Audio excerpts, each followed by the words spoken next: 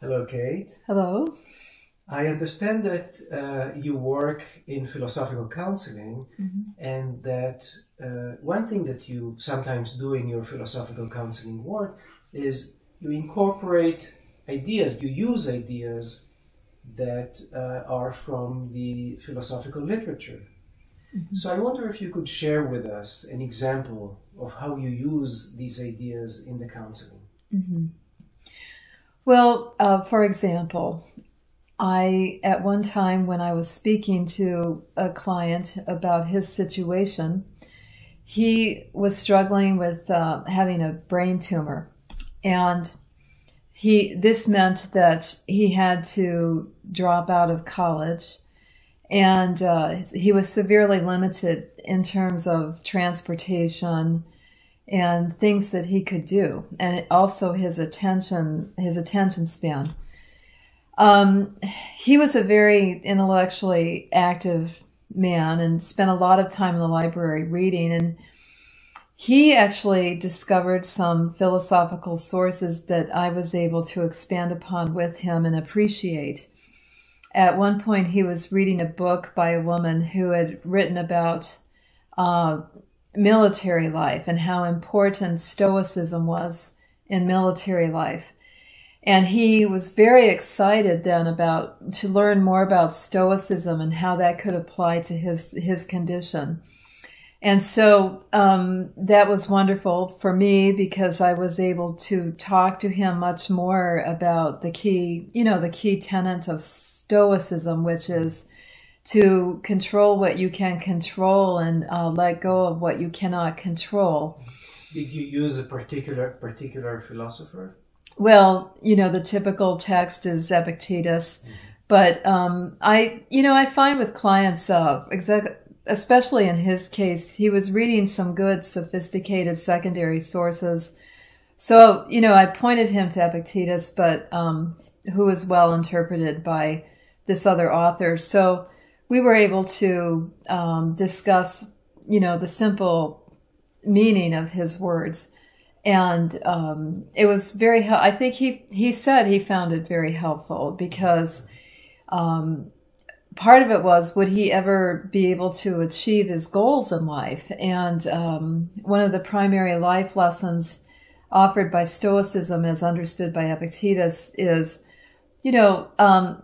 it may be more important, given the range of control that you have over your life, it may be more important to focus on what gives you pleasure and gives you a kind of happiness in the present moment.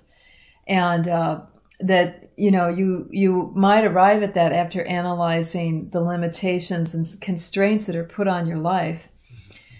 Another philosophical idea that was extremely helpful to him was the notion of self-overcoming. And that's a Nietzschean notion. The reason that was helpful is that, his biggest obstacles in life, actually, it was easier for him to conceive of them as being in terms of his own limitations that he needed to overcome. He shared with me one day a great deal of frustration that he had. He had gone to a support group that was designed to support people who had brain tumor related symptoms. And he was very angry about the group because he felt that the group had shared too much in terms of experiences of self-pity or self-victimization. And he and I obviously talked quite a bit about his perceptions of that. But the bottom line was that he did not want to see himself as someone who was limited by or pitiable because his life had changed so drastically. But rather somebody who overcomes his situation. But rather someone who overcomes his situation and even overcomes his own internal problems. For example, the problem of focusing. Well, then with this philosophical idea as a framework, we could begin to say, well, what are some ways in which you can overcome your tendency to become distracted? let's take a step back, and Yeah. if you could explain briefly the idea of that you use. First of all, let's start with the Stoic idea that you used. Yes. So, what is it about Stoicism that you used? What is the idea that you used? The idea behind that Stoicism is so powerful for is to meditate and reflect on the areas of one's life, the specific areas of one's life that you do have control over, that you are able to improve upon or change or exert creative force on, and to learn through analysis to separate that part of your life and that part of who you are from things in your life that you don't have. No matter how much force you exert in terms of your will or in terms of your creativity or energy, that are outside of your control. So this is an important distinction for the Stoics between what is in Yes. my control and what is not in my control. It is a very, very important distinction. I think, he and I discussed it was the key distinction in order to use it fruitfully I see. for him. And for the Stoics, for the Stoics that you used, what is the attitude that one should adopt towards the things that are not in my control? Well, he was struggling with his emotional attachment to, for example, physical autonomy and physical freedom. In his youth, before the disease, he had been very an athlete. He was a young man who had challenged himself athletically as well as intellectually. And so just telling him, that you should be emotionally detached now from your athleticism would not have been effective. So the point of a Stoic analysis of what's in your control and what's out of your control is that you can actually induce within yourself more detachment with respect to those things that are outside of your control. And we talked extensively about shifting focus, that within a blink of an eye, one can understand through contemplation one's limitations, and within a blink of an eye, shift focus toward one's power. And so it was needed to use Nietzsche and the notion of self-overcoming and affirmation. Okay. So before we move to Nietzsche, Yes. I can hear from you the following major concepts that you used in the Stoic world. One is a distinction between what is under my control Yes. and not under my control. Another is emotional, Detachment. Yes. Versus Trying to induce that emotional detachment. and a third one is the focus, that Yes. you can focus on different aspects of life. Correct. And that it's possible, the Stoic tradition emphasizes reflection and meditation on what one can do, not simply what one can't do, Right. but also on what one can do. Right.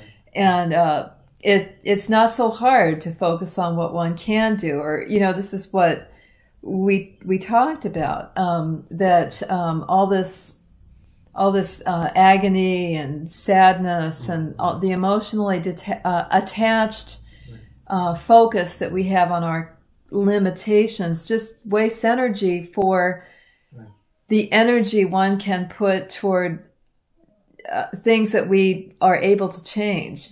Right. So would you say that that the conversation combined somehow elements from philosophical ideas and elements from his personal biography? Absolutely.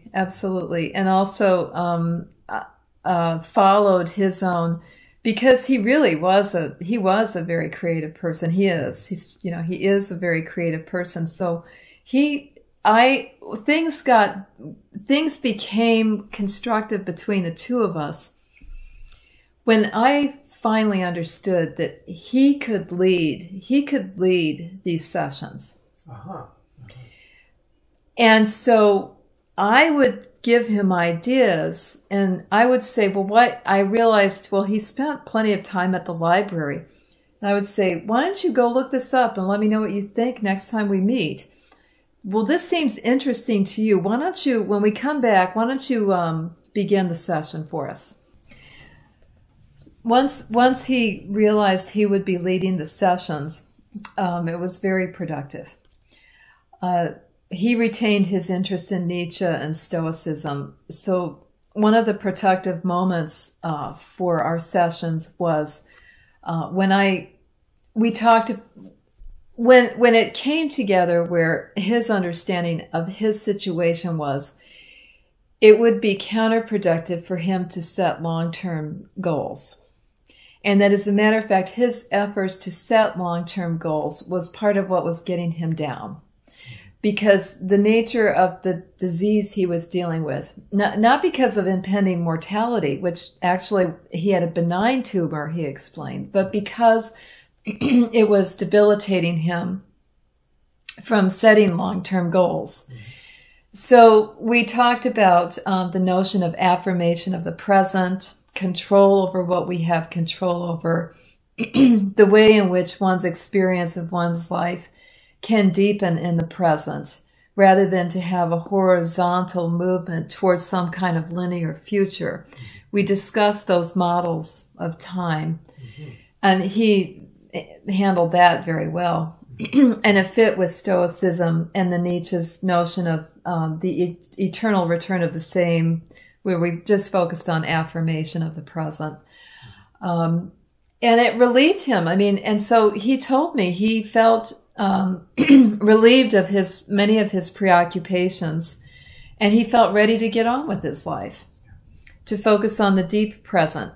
And we did things together too, which I think it was a matter of being active. And he's a bit of a networker in Ann Arbor, so we had fun. We formed a Socrates Cafe. For a while, the two of us led a Socrates Cafe, and he had a lot of fun helping me organize that, and vice versa. And I think that it made him feel acknowledged as a person who was living life.